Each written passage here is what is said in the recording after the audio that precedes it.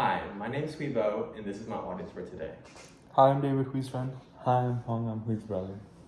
Today, I'm here to inform my audience about the process of decline and its effects on the development and well-being for cats.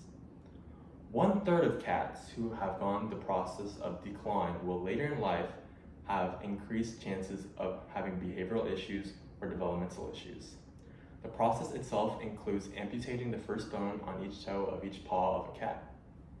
A study done by Dr. Christine noticed that cats who have gone through the decline process were observed to have erratic behavior, such as slamming themselves against the cages and walls of the houses they live in. As a cat owner myself, I would like to inform my audience about the dangers and risks associated with the process of decline.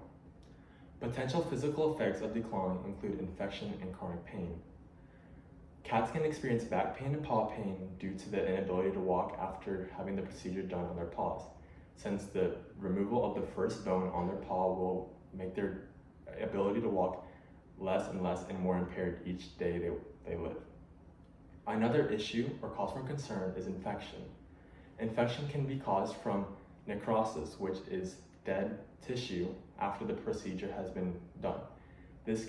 This complication can later lead to infection inside the paws. Not only can cats experience physical pain and discomfort from the decline process, it can also have a major effect on their behavior, such as increased aggressiveness and increased chances of biting or behavior in biting. A study done by the CDC highlights how increased biting behavior was observed in cats who have gone through the process of decline, because their natural behavior is to scratch and climb their paws. However, once they are declawed, they lose this ability. And their natural defense is scratching itself, which will be increased when they have their claws on still. However, if their claws are not on, then they'll lose this ability and they'll begin biting more. Another study done by the American Association of Feline Practitioners states how the practice of declawing cats is outlawed in 6 states due to the harmful effects on their behavior and physical health of the cat.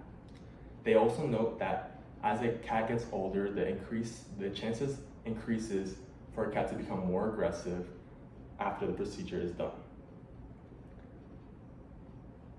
These factors should all be considered when deciding whether the process of declawing your cat is right for them and if that can affect their health in the future.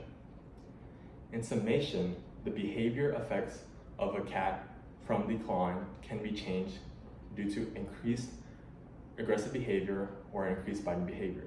This can be bad for cat owners because they will become less friendly whenever there's new guests around, as well as the increased chance of having chronic pain for your cat.